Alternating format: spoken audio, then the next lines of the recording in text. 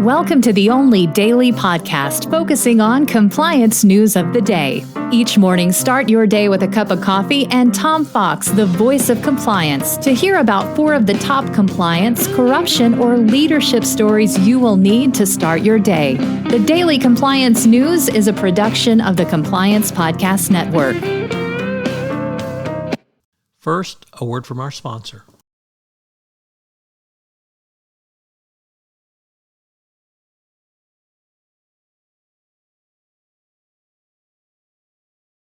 The Daily Compliance News for 2023, the Corrupt Client Edition.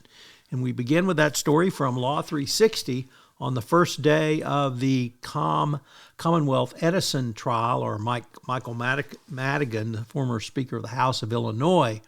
Chicago jurors heard a wiretap from a ComEd lobbyist who said, "My client is the Speaker." And that pretty much sums it up. My client is not ComEd, it is the Speaker.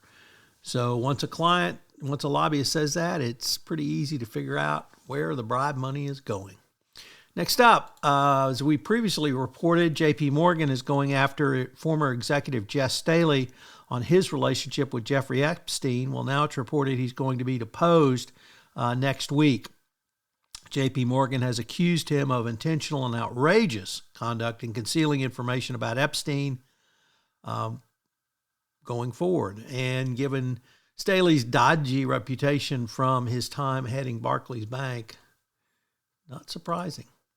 Next up, from the Cincinnati Enquirer, a first-time contributor to the Daily Compliance News, an op-ed piece on what does the householder conviction mean going forward. And Beryl Love says it means that if we ignore the state house, we do so at our own peril.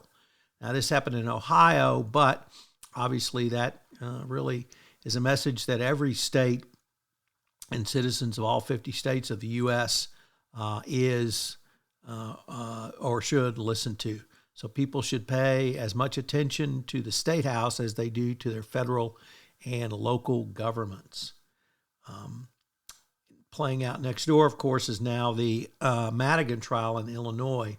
So it's going to be very interesting to see that. And as we noted in the opening segment of today's Daily Compliance News, things are not looking good to start with for the defendants.